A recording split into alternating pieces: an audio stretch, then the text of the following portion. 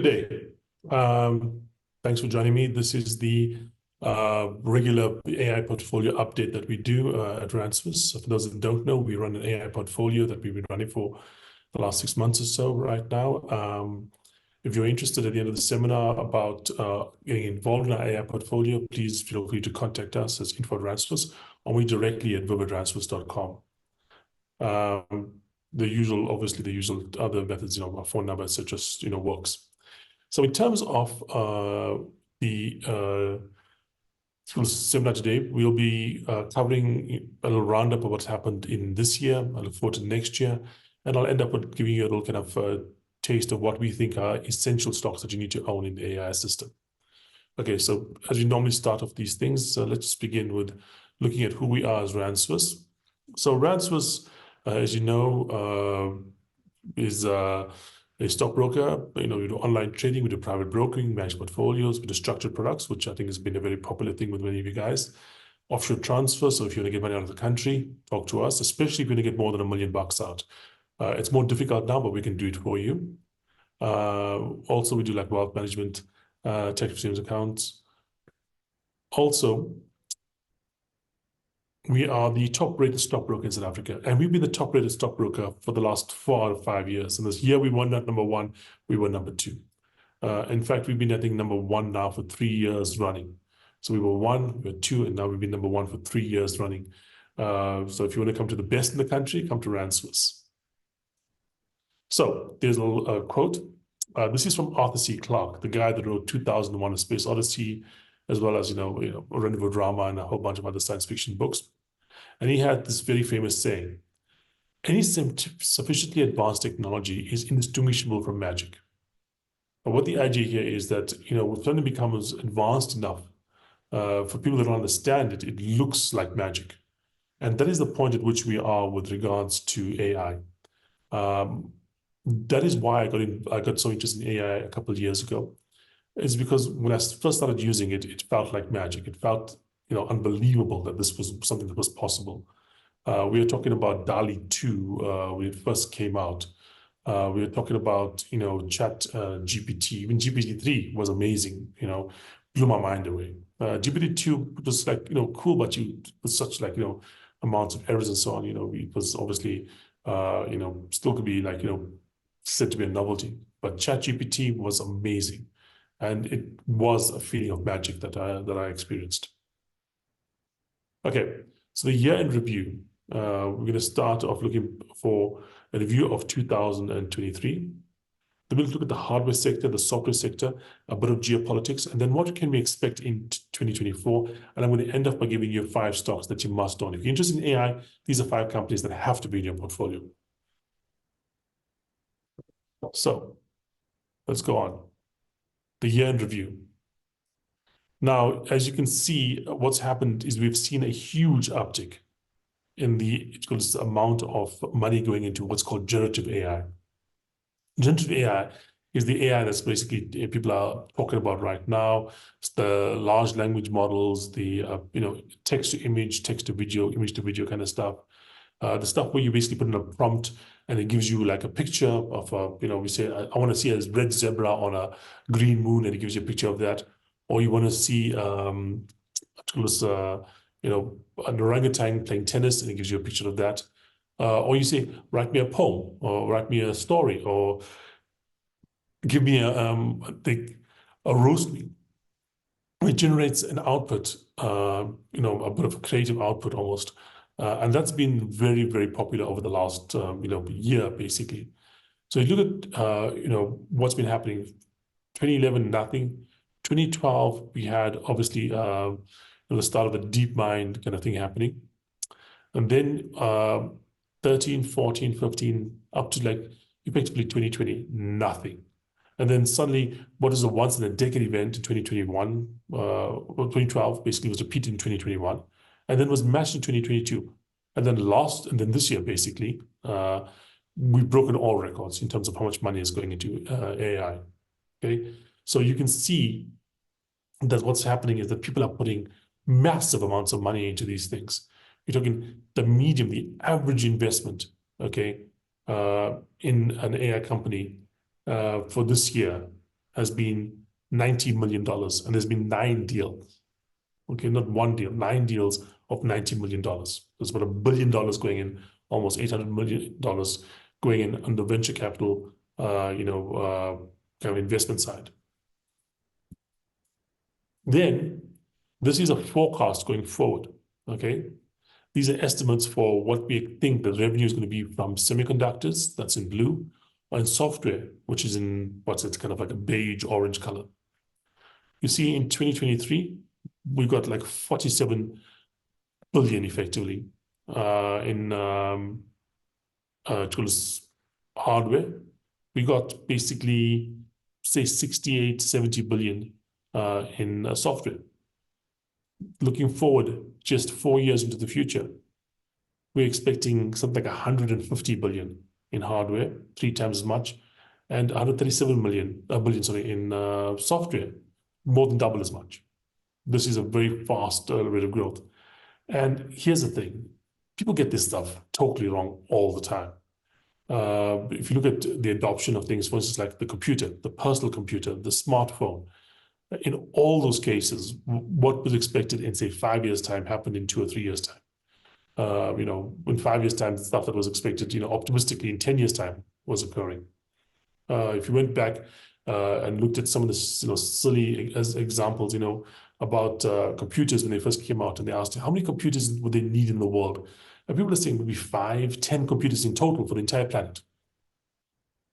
And those are computers basically that are not as powerful as my smartphone. Okay, and then think they would have needed 10 for the entire world. That was the maximum demand. So predicting how much we'll get in terms of AI, need is quite difficult. But you can see right now, this is the kind of forecast we're talking. This is like serious money. We are talking about hundreds of billions of dollars. Key developments that happened in 2023. First was GPT-4, of course, and I've talked about this before. GPT-4 has been a watershed. It's when, I think these things really became well known to the public, but also things like DALL-E as well, two being released. And, we're talking about the emergence of things like, Midjourney and, those kind of like other versions of, especially the photo models. And I personally think that the photo stuff is almost at a point right now where it is virtually perfect. I know when you first saw that stuff like a year or so ago, and a year in this kind of space is a long, long time. There was issues about teeth, about hands, about fingers, about ears, about, getting a couple of things wrong, about, the angle of arms and so on. To a large extent, that's been solved. You'll find a couple of weird things, here and there, but generally, with a couple of like simple prompts, you can get pretty much the model or the thing you want. And if you looked at the stability one that recently came out, it's amazing. As you type, it just shows you, like a blue ball, and it shows you a blue ball, and it says on a beach, and you're just typing it, the image changes to what you want it to be. And you can actually adjust it. You can have a conversation, give you what you want.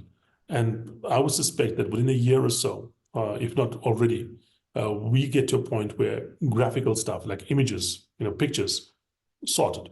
The next one who's going to be after that is going to be video. And already video is where kind of looks like where we were in pictures 2 years ago, 3 years ago, So but the same kind of timeline, in 5 years' time, probably, we are totally solved for video as well. And what you must understand is that what that would mean is that you'd be able to go out, type in a prompt of a video scene that you want, Harrison Ford jumping off a train, and it would do it for you, as well as, you would see Indiana Jones, look as good as a Hollywood movie. And I think that's going to be within 5 years' time. Already right now, with some, obviously choosing among the samples they give out here, you can get stuff that is as good as any photographer in the world, any artist in the world, in terms of for the layperson saying, okay, this is quality or not. Obviously, there's artistic, interpretation involved there, but in terms of just pure, looking at it, does it look like a professional artist did this? Right now, you are at that point. Next, we had the emergence of multimodal models.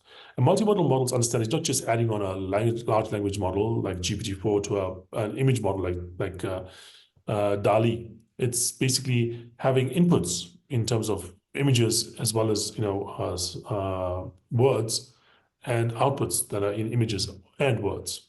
And what that gives you the advantage of, well, imagine a large language model. You can type in a question, or an image model. You can basically get a picture out of it, but you couldn't ask the image model a question, right? But now you can put in an image. For instance, you can take a picture of your car and say, this particular thing here, and point with your finger, is making a weird sound. This is the sound. Okay, this is the sound. What do you think the problem is? And he can give you an idea as what the problem is, and give you an output, like actually a diagram of how to fix it. Okay, that's what multimodality is. The next step for that is going to be video. And that's a thing that we came along with Gemini. If you look at the Gemini demo that came out last week, that kind of looked like it was video. It looked like it was a case where this thing was looking at video and giving answers based on the video that was being shown. So a guy was kind of saying, okay, holding up, an orange, and then putting up like a fruit, like I think it was like a vegetable selection. What's the similarities? This is they're both foods. Taking the thing out and putting like a circular thing next to the orange. Oh, they're both circular objects. Giving it like a map and putting a duck on the map and says, what do this look like? It says, well, the duck is in the middle of the ocean. It won't find much food here. It could be quite difficult for it to survive. Ask you questions about the duck, like what do you think this thing can float? It's a rubber duck. And he says, yeah, probably if you make a squeaky sound, it floats. Drawing a picture and having answer questions about the picture you were drawing. And this looked, and it's like it was looking at video. It has since turned out that Google, and we'll talk about it in a bit, kind of exaggerated the capability of that model. But I honestly don't doubt that it can come through really soon. Can these AI models create trades or even do continual or stocks and sectors? Yes, they can do real science. Okay, they can do real understanding of things. And look, nobody's put out a model that does trades just yet, because if you did, you'd be stupid. You would just take it for yourself and basically, make money on the market. But there's a couple of things that make me believe that they can do trades. So I'll talk about it in a bit. There's something called TensorFlow. It's a thing from DeepMind from Google. And what it does is it predicts the weather, okay? Now, right now, we have prediction models for the weather. The way it works is that, like for instance, the US government takes all the weather data that it gets, puts it into a supercomputer, runs it, and every 6 hours or so with new data and so on, gives a new forecast for like the US and like surrounding areas, okay? The system costs roughly $1 billion a year to run, okay? That's one followed by 9 zeros. What Google DeepMind has done, Alphabet DeepMind, whatever you call it, or I think it's Google Brain or Deep Mind or something. They changed the name, but it's the Google's AI division. They've come up with something called TensorFlow, and what it does basically is it takes the same information, the same inputs that you get from or that you put into the U.S. government's model, and puts it into their model. The information is freely available. People publish all this stuff, and there's ways to actually scrape it off the internet, and you can have this feed coming through just the information. But the real expense comes through when you're talking about analyzing it. You put it into this particular model, and it gives you an answer not in 6 hours, but in a couple of minutes. That's one. The second thing is that the answer it gives you generally is better than what is given to you by the billion-dollar model. So it's better and quicker. The next thing is that instead of taking $1 billion to run, it can run on a machine worth a few tens of thousands of dollars, if not a little less than that.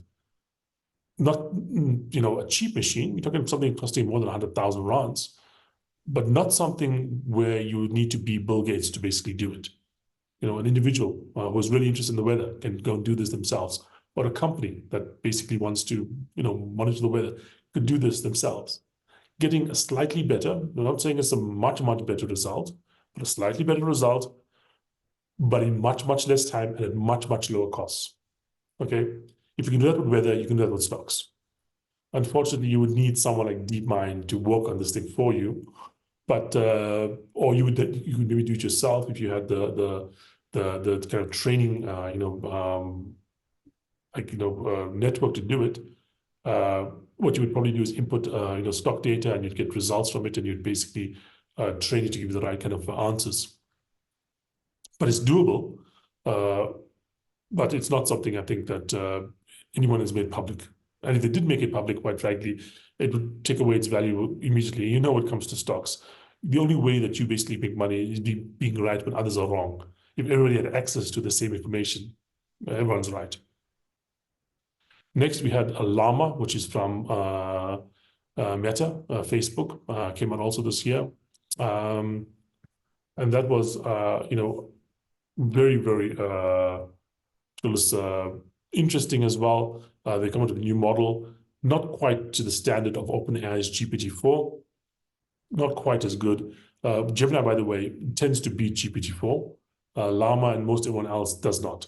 GPT-4 benchmark best available system out there. Gemini slightly better, but you can see the betterness, the improvement. Llama and everyone else a little worse than GPT-4. But Llama came out, interesting with Llama, open source, we'll talk about it in a bit. And we also had Falcon come out as well, which I wanted to mention. Falcon is something from the Middle East, also their little AI system. And we've also had systems from China being released. We've had systems from a couple smaller companies being thought like Anthropic with Claude and a couple other things out there. So there's many places out. I mean, we have Elon Musk with Grok. So there's been multiple models released. Right now, GPT-4 is the most stable, the best model, let me say, which has only recently been matched or challenged by Gemini, and it's been a week ago, so we don't know exactly, but right now the preliminary tests does show that they're better, and the rest of them are slightly behind GPT-4. Well, okay, let's start off with hardware. What I'm going to do is very quickly go through the companies, tell you what's happening. The leader in this sector is NVIDIA. Launching the next round of chips in the middle of 2024. They're going to be an order of magnitude better than the current chips. The share price for this has been up about 230% this year. So it's more than triple the price at the start of the year. This is the best system at the moment for training AI generally. And there's been cases where like a Microsoft system or a Google system beats it in specific use cases, but right now it does seem that this is the best system out there. And this is the one that's making the money as well. So you look at the valuation of NVIDIA versus any other chip maker, by far the highest. And by far the highest yearly improvement as well of any of the chip makers. AMD, they have a system called the MI300, second to NVIDIA. It does seem right now that they are the second competitor to NVIDIA. They are forecasting, this is according to AMD, a $400 billion market in 4 years' time. So if you look back here, estimates, 4 years' time is like $140 billion. These guys are saying 400, okay, in 4 years' time. The share price up 90% this year. And right now, they seem to be the only real competitor to NVIDIA, at least on the mass market side. Then Intel. Intel has a thing called Gaudi 3. I'm hoping I pronounce it properly. It's a serious contender. Intel's a serious company. They, have a lot of technology. They have a lot of, science behind them. And historically, they've been really, really good at playing catch up. I mean, there's been cases where AMD has taken over from them for a little while, having the best chip, etc. And they came back and they took over the crown. So they're a serious contender in this market. It's not just AMD and NVIDIA, and Intel is also there. Unfortunately, they're having trouble in their primary market, which is like PCs and so on. But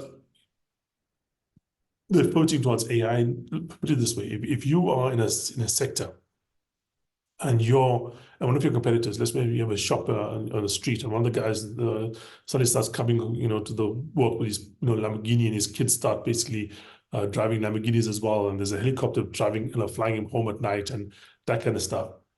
You're going to look at what he's doing and try to copy that. In this case, NVIDIA is that really rich shop owner. Everyone is looking at them and saying, okay, 230% up this year. $1 trillion valuation. huge hype around the company. What are they doing? AI. What should we be doing? AI. Intel's share price up 50% this year, by the way. So not to be ignored. ARM, it is listed this year. They were basically got listed a few months ago. Fell initially and fell dramatically. We're talking, from like 60 something to 40 something. So we're talking, like 30+% valuation loss. But since then, it's risen up again and it's back to pretty much the IPO level. It has issues in China, especially around its intellectual property. They have a very weird deal in China. It's a big part of their business, but they have a weird relationship with the Chinese operations. And there has been stuff in their IPO, in the listing documentation, that mentioned the fact that they don't see exactly what's happening in China. They don't know if they're being paid correctly, and they don't know basically what's been happening with their IP in China. And they do believe that some of the stuff that they have as their IP has been stolen by the Chinese, operator there. But they also are pivoting towards AI as well, and could be an interesting little option there for as well. Like I said, only just listed, pretty much back to the starting price this year, but this is after a significant fall at the start. And here are the non-chip makers. So what's happened right now is that because of the hype around AI, and this is not hyperbole, this is real. It's easier to get your hands on like a Picasso than to get your hands on 10 of NVIDIA's highest end chips. Easier and cheaper. You can go out and buy a Picasso for less money than it costs you to buy 10 graphics cards from NVIDIA, the best graphics cards in the world, okay? And understand that, we're talking about tens of thousands of these cards being needed to do the kind of stuff that these guys want to do. Tens of thousands of these cards, and 10 of them is basically, worth more than a Picasso. So what's happened is that everyone's interested in the space is looking towards getting their own chips being made. The great thing here is that NVIDIA doesn't actually make chips. They design them, okay, and somebody else makes them for NVIDIA. That's how they do it. If you get a design together, those guys can make your chips as well. So Microsoft has a Maya 100, Tesla has Dojo, Alphabet, Apple, Amazon, Meta, all have their own chips. And this is, obviously a threat to NVIDIA's business. But NVIDIA, like I said, still has the advantage here. But understand that everybody is trying to make their own chips because it's a shortage in the market at the moment.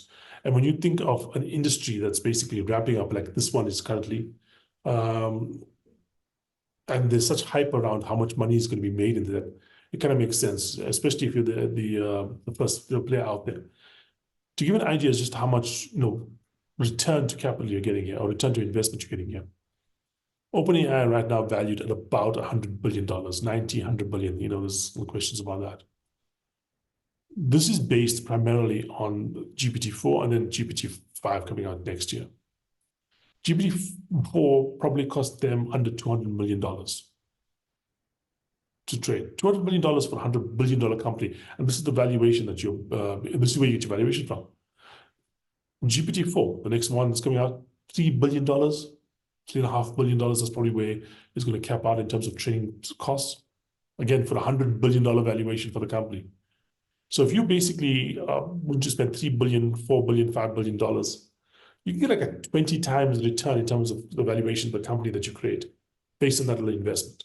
And look, you're not just making these things every single year. You're making them like once every 2 years. I mean, GPT-4 was 2021. That's when it was trained until September 2021. Obviously improvements since then, but that's when the training happened, the big costs happening there. GPT-5 trade now, you're probably not going to see GPT-6 until 2026 maybe, if that holds. So we're looking at long investment, at least long lifespans, a year or so, for $1 billion, $2 billion, $3 billion, $4 billion, $5 billion that we say, and valuations excess of 100 billion. So everybody is getting into this idea of doing their own chips. I mean, even Elon Musk, not just Tesla, but also with Twitter, just spent $250 million, $240 million, or $300 million or so. to get his own thing called Grok created, which we'll talk about in a bit. It's not that bad, quite frankly. It's comparable to GPT-4. Now we're talking software. When it comes to software, OpenAI is still leading. Even though Gemini has taken over some of the benchmarks, no one expects it to maintain it next year unless there's a huge update to Gemini. It happened, months after OpenAI came out with its own thing. It beats OpenAI's system on most benchmarks by a small amount. We're talking about like 87 to like 90%, that kind of thing. And OpenAI, like I said, seems to have the magic, that makes them do things a little better.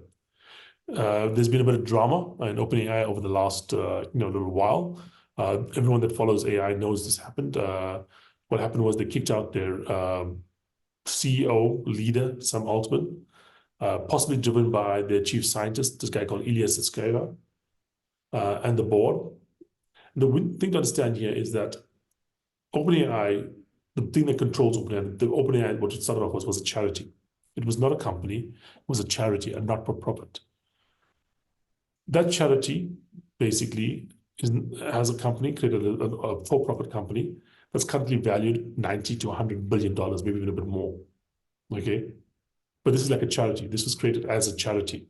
And as a charity, basically, the people that run a charity don't get a taste of this kind of money. So what you have is effectively a board with no linkages to the $100 billion valuation that they control. And therefore, they have done some like rather unusual things, including firing the CEO without too much of a reason.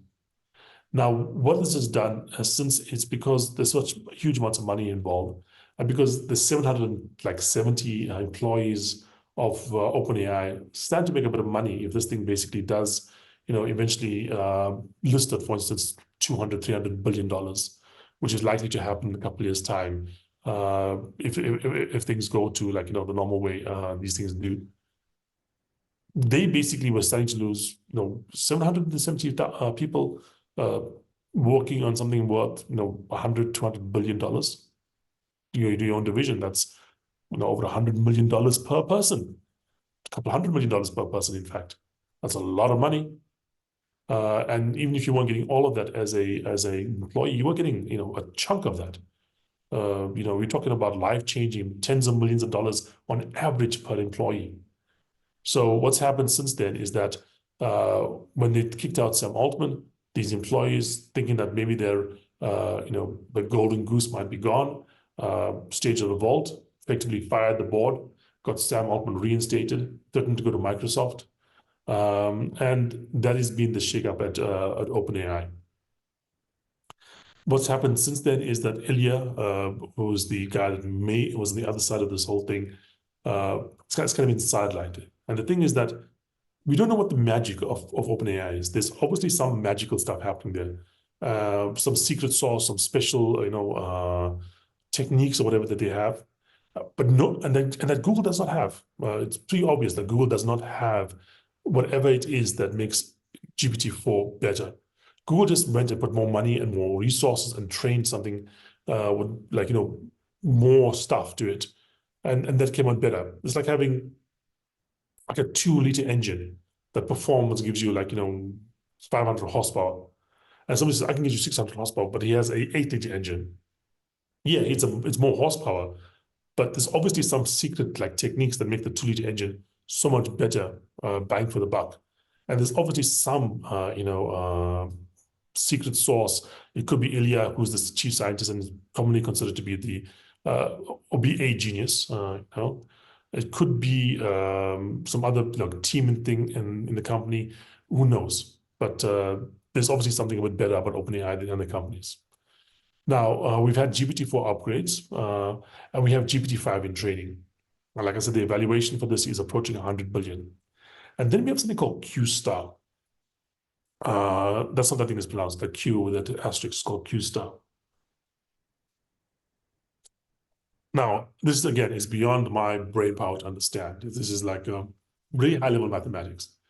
But basically, to give you a summary, there's what happened was 5-6 years ago, about 2017, 18, a paper was released called Attention is All You Need, which outlined like an algorithmic method, which is like called transformers, which allowed us to create these large language models, allowed us to create DALL-E, and Midjourney and all that kind of stuff. All comes from this technology called transformer. And according to people in the know, this Q-star thing is something developed by OpenAI that is like transformers, but a different class. It's like, you have transformers and then you add this other thing onto it as well. And if you do have multiple like new technologies, new algorithms added on, the capabilities of what you create go up significantly. And apparently what Q-star allows to do is allows these large language models to understand mathematics at a grade school level, we're talking like a primary school level, which is very important because before that they had no understanding of mathematics. They could give you that answer a couple of times, but if they kind of delve into it, you understood that they did not know 1 + 1 really equal 2. It was just the most common answer on the internet. Q-star knows 1 + 1 = 2. Alphabet, like we have with it's called AMD and NVIDIA, where NVIDIA is the leader and AMD is the catch-up. Alphabet is the second in the AI race. Gemini, like I said, came out just last week. Looks very impressive, but we can't really rely on that video, and I'll talk about it in a bit. They're generally second in generative AI, like the large language models and the image to text to image or image to video, that kind of stuff area. They're not that good at that. They get some good stuff, but they're not really matching the large language model capacity of OpenAI. But other things that they're doing are actually, number one, some really interesting scientific stuff. I talked about the weather stuff, but I'll talk about a couple of things right now. They are doing things that nobody else is doing, okay? And things that could have real big economic impact on the world. So what they've also done this year is they've consolidated the AI divisions. The two main ones, Brain and DeepMind, consolidated that together. They've taken some of the restrictions off. It kind of makes sense for Google to have restrictions on the AI stuff they release because AI has hallucinations. That means basically it doesn't always give you a reasonable answer. Google is a search engine. Search engines are supposed to always give you a reasonable answer. If you search for tires, it may not give you the best tire place around you, but it gives you tire places. It doesn't suddenly start giving you, information about pet shops. Okay, it doesn't give you information about, restaurants. It gives you information about tires. Occasionally, large language models will give you information about restaurants when you're asking about questions about tires. Something just totally false, or give you information about tire shops that are not even existing. Google will at least tell you shops that exist. Sometimes the large language model will give you the name of a shop and an address and a number, but something that does not exist as a company and there's no phone number. It's just totally fiction. And it makes sense that Google was careful about that. Google also has a philosophy of don't be evil. And I'll talk about it in a bit, but there is a serious, and I'm not talking about like a fringe like philosophy. There's a serious philosophy out there that says that AI will kill people, not just one or two people, but all people everywhere. There's and the numbers behind it are scary. It's really scary. And Google basically was kind of in that camp. They've since taken off those restrictions, and now they're much more open about releasing, things without the kind of safeguards or safety measures that were taken in the past. Why? Because now the central business is being threatened. But as part of releasing their stuff being threatened in the central business, they've made some real big PR missteps. When they first released, Bard, which is their system, they asked some questions, and those questions gave them wrong answers and like totally fictitious answers. Like I said, Google will give you answers that are reasonable. It won't just make stuff up. With Google tire shops, it'll tell you names of tire shops around you. It may not tell you every single tire shop. I may put certain tire shops above where they should be because of like advertising and so on. But they'll tell you actual shops that exist. It won't give you fake shops. Bard will give you fake shops. Will give you fake answers and with total confidence. The second thing is that when they released Gemini last week, like I said, I was amazed by it. I even said to people, sorry, stating that this is amazing and how great this is. Sorry, but my chair just snapped. Yeah, but it turned out that that video was faked. It was not a real demonstration of what that thing can do. And this, obviously in the PR space, that's a total mistake. Look, they weren't trying to hide it very well. They actually had a video or a little kind of a blog post up about how they made the video, including showing, how they shot and things and so on. But for someone that just watched the video, it really did look like something very different from what they appear to be saying. But like I said, they've released things that are interesting. AlphaFold, I've talked about that before, around protein. GNOME was released, and that's around the structures of materials. And TensorFlow, we talked about it a bit, which is about the weather. GNOME, for instance, this is what GNOME does. GNOME basically gives you like structures of potential materials. And the majority of them, like 80+% of them, are actually stable. That means they can exist. You can make them and they will be a material. And why is this important? Well, very few things change civilization as much as materials with new properties. Very few things. The invention of like vulcanized rubber gave us tires. Okay. The invention of plastics gave us the modern world. The invention of like iron gave us the Iron Age. Bronze gives the Bronze Age. Materials, we define entire like eras of humanity according to the material that was available. The Iron Age, iron. The Bronze Age, bronze. You know what I mean? Materials are fundamental to humanity. If no one can give us a new material, a steel that's twice as strong, or maybe a form of like aluminium that's stronger than steel, and lighter than like current aluminium or something, or maybe a new type of rope fiber material that's like stronger than Kevlar. The impact on the world would be gigantic, and they just released this, in the last couple of weeks or so. No, and like I said, they are releasing things that OpenAI isn't even dreaming of. OpenAI isn't even thinking of GNOME or thinking of TensorFlow, kind of stuff. Not even thinking of things like AlphaFold and so on. They're focused on large language models and a couple of things, other things they're doing, but Google is still doing some interesting stuff around this.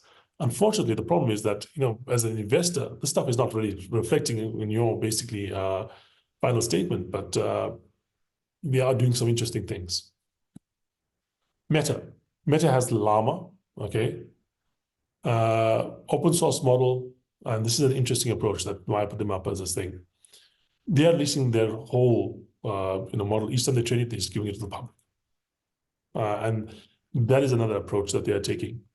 The guy that runs it, the guy is called Jan LeCun, is an extreme accelerationist. Like I talked about, there's a group of people called the doomers and the people called the accelerationists. The accelerationists want to get AI as soon as possible. Okay, they believe as soon as AI is created, every other problem in the world gets solved. No more climate change issues, no more poverty, no more disease, no more death even. There's people that believe that AI is going to cure death. And this sounds crazy, but understand the people that are saying this have budgets in the tens of billions of dollars, huge research teams, access to the best researchers in the world. And this is what they are saying as their aim. On the other side, there are doomers. Doomers believe that when AI is created, there's a significant chance that it kills everybody. And to give an idea of like what percentage of people believe this that are really involved in the AI space. And so look at just the AI space. Don't look at computers, programmers, or look at people outside the AI space for understanding. A computer programmer is not an AI scientist. They are very, very different things. Okay, they are looking at very different kind of ways of working. Of AI scientists out there, half of them put at least a 10% chance, or 1 in 10 chance of AI killing us or being the source of our death. That is not very reassuring. But on the other hand, there's a significant number of people, including this guy, Jan LeCun, who's basically got the resources of Facebook Meta behind him, who does not think that's a problem. And in fact, a couple of people don't think it's a problem. Google Alphabet does not really think that's a problem. If you look at what Larry Page, who is basically one of the founders of Google, thinks, and he still has a lot of sway at the company. He also very, very pro getting AI as quickly as possible. But the interesting thing about Meta, which I want to put out there, is that they're already making money with AI. How do we know this? The latest set of results came out. And what happened was, a couple of years ago, Apple decided to go out and punish Meta by saying they were taking too much stuff from their clients in terms of data. What they meant was they were taking too much information about the client's identity and about their behavior via their Facebook app and Instagram and whatnot. And so they were building up like these little files on users and then selling, the ability to advertise to this user based on information. And Apple said, no, we're going to cut down the amount of information you get from our users. And that made a huge impact on Facebook's model. Why? Because advertisers now were not getting the same specificity with regards to customers. Previously, you knew where the person lived, we know what he did for a living, what he liked, what they did not like. And you could make, oh, this is the client you're dealing with. You want to basically put an ad here? Yeah, that's the profile we're looking for. Now with less information, you could be looking for the right client, or you could be looking at a totally wrong client. Someone that doesn't have the money, doesn't like what you make, not interested in the kind of like products you have, and you could be wasting your advertising dollars on them. But this last reporting period, well, what happened was Facebook suddenly is just as specific as it was in the past. How did you do that? When they lost the information because Apple was cutting back on them, and Alphabet, Google was also cutting back on them. How did they get that information? Well, what they did was they took the less information they had, the small amount of information they had, they applied it to AI and got the same amount of specificity. Remember, you can put the information for the weather program into a smaller computer and get better results. You can put the information that you have for a person out there, a user of Facebook, that's restricted, like from Apple or from wherever. Put that information into an AI, and the AI can give you the same kind of conclusions you'd have had for more information without AI involved. And that's already a use case where AI is making a difference for the company. And so I do expect these guys to go all out for this, and understand that one thing that you must understand about Facebook is that they are willing to spend money. When they had the idea behind the metaverse, or the Facebook glasses and the goggles and whatnot, they were spending something like $25 billion a year on that thing. They're planning to spend that at least for the next decade, $25 billion for a decade, per year. $25 billion per year for a decade. That's more money than it took to get to the moon. Okay? If they're making this kind of real, and that was something that was just a dream with no real impact on their businesses yet. This has an impact on their business. You think they won't be able to spend at least as much on that, especially since they've actually cut back significantly on the spending on that better metaverse system. Next, Microsoft. Microsoft is working in a different way. So, like I said, we have research teams at OpenAI, at DeepMind, and Google, Alphabet, etc. We have the open source kind of thing that Meta is doing, and so on. Microsoft is working differently. Microsoft is doing partnerships with everybody, except basically Alphabet. Partnerships with OpenAI, they own a chunk of OpenAI. Partnerships with Salesforce, partnerships with Meta, partnerships with everybody out there, getting early access to chips, getting offers on their system, the cloud system Azure. They're working to basically make sure that if anybody besides basically Google wins in AI, they got a piece of that. They are the secret winner in the AI system kind of race. As part of the deal, by the way, with OpenAI, they have access to OpenAI's technology. They can see through. So they know what the secret source is better than anyone else does. And they almost got the entire OpenAI when they had the whole kerfuffle earlier when they fired Sam Altman. In fact, they were close to if nothing changed, but then a week they would have had like 90% of the workers of OpenAI coming and working for them.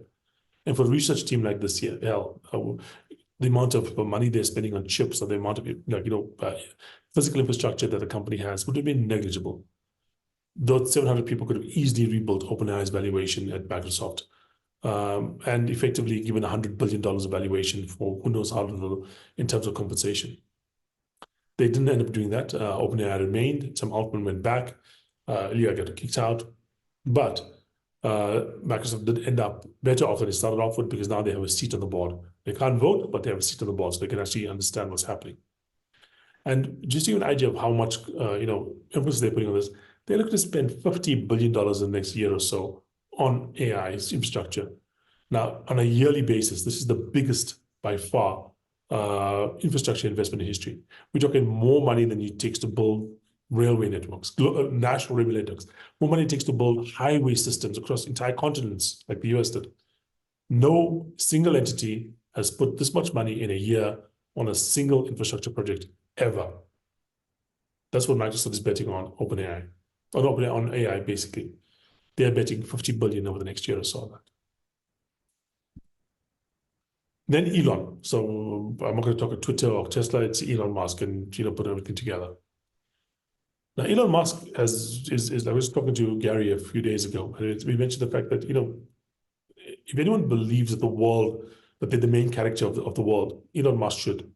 Because almost everything that's happening in the world, he's got a finger in there. Is the war in Ukraine? He's involved in there. Is it basically the development of AI? He's involved in there. Is it the biggest revolution in transport ever? He's involved there. Is it space travel? He's involved there. So everything, weird in the world, interesting in the world happening, Elon Musk is involved. And, recently Taylor Swift won, Person of the Year from Time Magazine, and someone said Elon Musk should have won, and he said, yeah, that's real. And he's right. Not to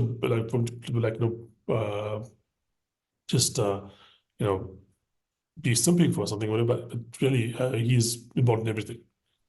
He created OpenAI virtually. He gave it the name. He got the guy Ilya, who was the chief scientist involved in it. He kind of helped drive that company for the first couple of years getting off the ground. He was an investor in DeepMind. Okay. Now, the weird thing about this is that Elon Musk is a doomer. He's one of those guys that believes AI is going to kill us. Okay. And yet he's funding all these AI companies. And it seems to be that the road to hell was paved with the best intentions. So he basically was investing in DeepMind, but when they got bought by Google, he was kind of scared that Google is going to do evil things with AI. So he had to say we had to have a competitor to basically balance it. But he created OpenAI. Okay, when OpenAI basically decided to go have the private company and get purchased by Microsoft, he basically says now there needs to be another version that's not controlled by either Microsoft or Google. And so he created his own thing, which is Grok, which is based off Twitter. He's got a company called XAI, which is looking to possibly raise $1 billion or so, but not just yet, but probably will be raising it in a little while. And so he seems to be some guy that's really kind of focused on making sure AI exists. Yet he's also the guy that believes that AI, when it does exist, has a serious chance of killing everybody. Make of it what you will. But the one thing I want to mention here, and I think that's very key, is that the one company I think that's really key to AI, and it's really dangerous as well, is actually Tesla. Because Tesla has the ability to create physical AI. AI that can operate in the physical world. Most of the AI you're looking at right now, be it from OpenAI, be it from Anthropic, be it from towards DeepMind, Alphabet. Generally, it's symbols. It's drawing pictures, making words, writing code. It's not digging the ground. It's not cutting trees down. It's not walking down the road. He's making those things. And Tesla, in the car company, has the biggest source of data about the physical world of any of the AI companies out there. Why? Because they have like 150 billion frames of video coming to them every single day from the cameras on their Tesla cars. Nobody else has that kind of resource. Combine that with making their own chip, the Dojo chip. Combine that with these willingness to spend $250 million on chips. If it's possible to create physical AI, Tesla is probably going to be the one to do it. Apple and Amazon, no big reveals, but clearly working on AI. Apple has done stuff that they don't call it AI or machine learning. They call it their own kind of weird phrase. I don't know why. But they basically, if you look at the statements, they are spending a lot of research, a lot more research, and probably on AI. Amazon definitely working on AI. If they don't, they're going to lose half their business because one of the big use cases for AI right now is in cloud computing and so on, and cloud resources. And the big competitor is Microsoft with Azure, and that is where Microsoft is actually putting their AI tech a lot towards. And if you look at Amazon basically makes half their business from Amazon Web Services. So they have to do something about this, otherwise they're going to be in real trouble. And here are the others. Okay, I'm just going to list all of them and give you a brief understanding what's happening here. There's just too many to talk about. Salesforce, CRM systems, incredible opportunity there as well. In fact, when you saw OpenAI having this drama, what happened was Mark Benioff from Salesforce went on Twitter and just put out an opening. Hey, you don't like working at OpenAI? We'll match your salary. We'll match your benefits. We'll match everything. Come work for us. Quit, come work for us. We'll match all those things. And we'll give you a little extra as well. So he really tried to poach OpenAI scientists. And look, you need to get everybody. Get a few of the guys understand what the secret sources are. And that could have given them a huge advantage. Mistral, this is a European thing. Huge amount of funding came in when they started off. They also, tools are working at AI. The European Union, we're talking a bit, very difficult, but, they're out there. Anthropic, making Claude, for people that used to work at DeepMind, used to work at OpenAI, trying to start their own thing. Recently got massive investment from Amazon of a couple of $1 billion. That's what happens there. Stability, that's another smaller, also ran in this area. They're doing some really good stuff when it comes to image stuff, but they're also working on the other things as well. Chinese systems, there's a couple of Chinese systems released recently that are showing real competitiveness via GPT-4. Not to say they're beating them, but they're comparable. Weaker, but comparable. And bringing us to next is the geopolitical angle. China, this is the big thing. China is the only real rival to US dominance in the AI. The US is doing nothing. So the US is the leader. Europe is doing nothing. And everybody else in the world just can't compete the kind of levels here. And when we're talking about, if you're training up a new system, $300 million dollars. That's for the current level. And next year, it's probably going to have to be $3 billion to $4 billion. In rand terms, that's 60 billion rands. Okay, 60 billion rands. Imagine just treating that on an AI system in South Africa. And we are not the richest country in the world, but very few of the other countries can afford to put that kind of money into a system like this. Okay.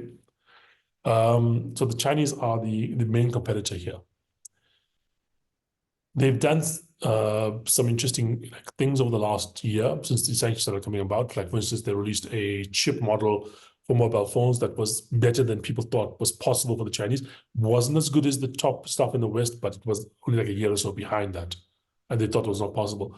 Whether it was innovation or whether it was theft in terms of technology, we don't know for certain. Some people have given some evidence that it was like, some work around the sanctions wasn't totally home built. But, China has a lot of smart people there. Probably in terms of educated, smart people, China has more than the US and possibly Europe combined, okay? And there's no reason that given the incentives that they will not be able to compete.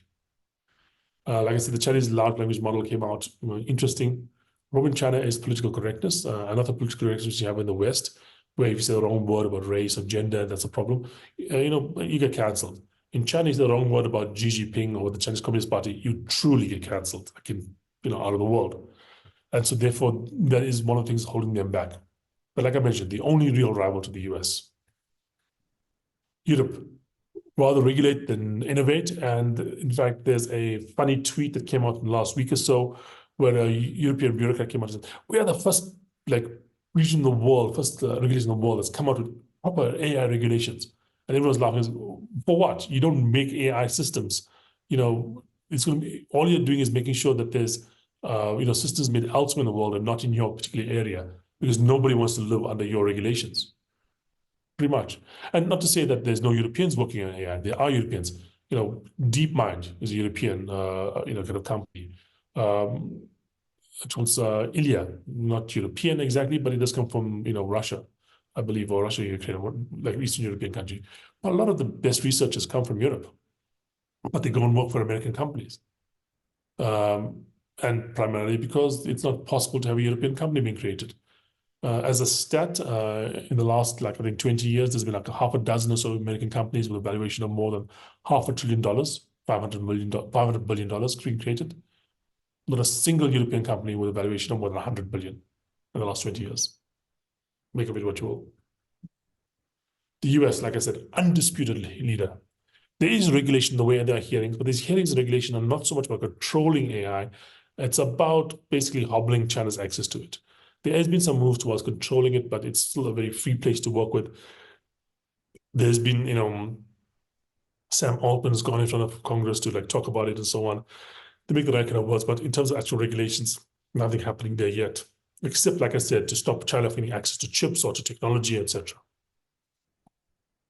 Elsewhere, we talked about Falcon, which is like one of the few things that's been developed outside the European Union or China or the US, developed Middle East. But, it's not really groundbreaking, which is also ran. India seems to be opting out of direct competition. A government official recently came out and said that they don't see the value for investing in like the foundational models at the moment, but it's more important for them to use the applications downstream. The UK, they've made some efforts. The government went out and bought like I think $100 million worth of chips and so on. But unfortunately, some of the stuff they're doing around the competition regulator is like really shooting them in the foot. Recently, they blocked a deal between Adobe and a company they were trying to buy. And it was done on really, really spurious kind of, regulatory stuff, where normally you'd talk about, market share and so on.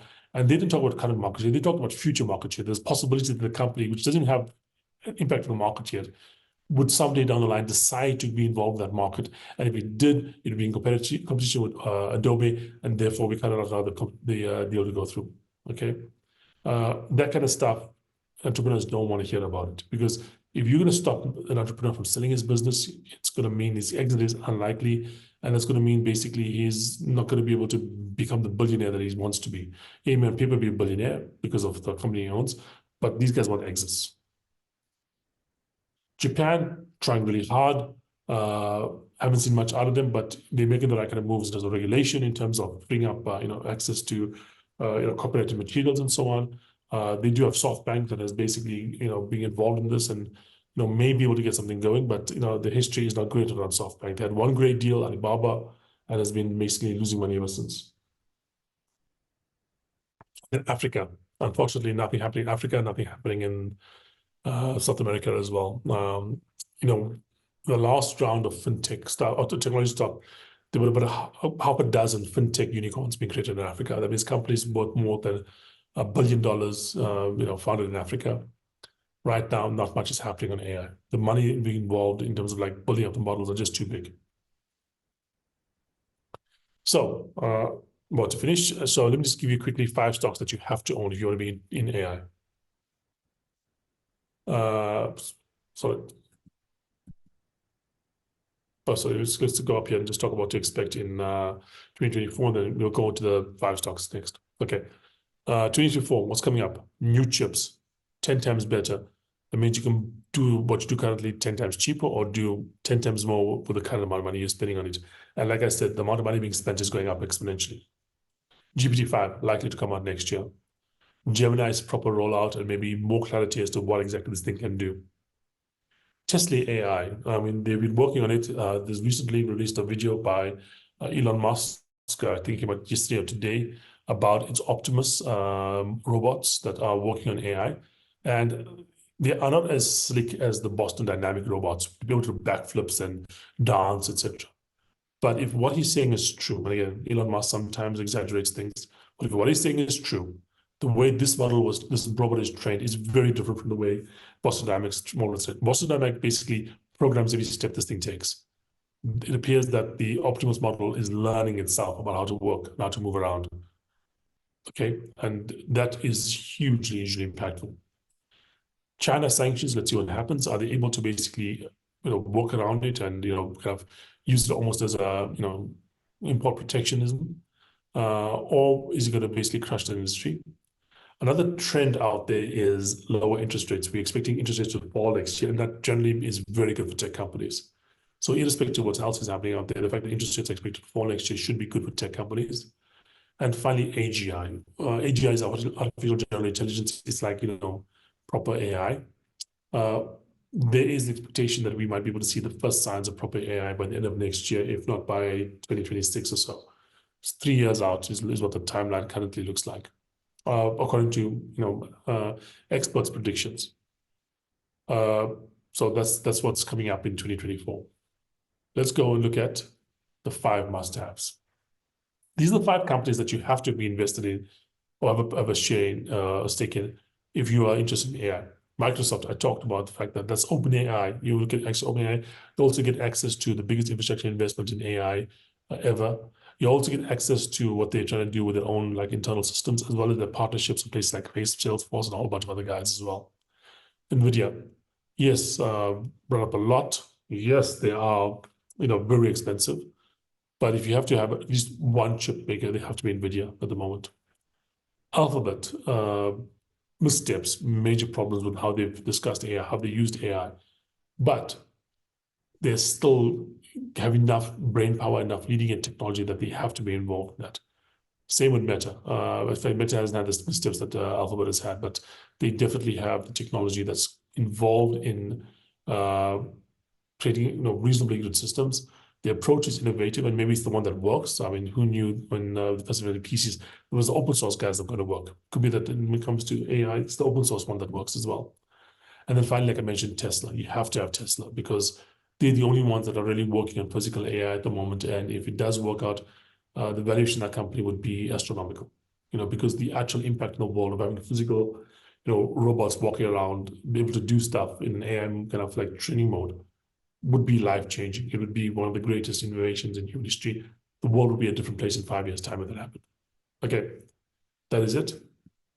Okay, if you are interested in the investments, like I said, contact us, or you'll go online and open an account, and we'll help you basically get invested in AI and hopefully make you some money going forward. Okay, any questions so far, guys? That's it. I'm over. In an hour. So what questions do you guys have around, the seminar or anything else around AI?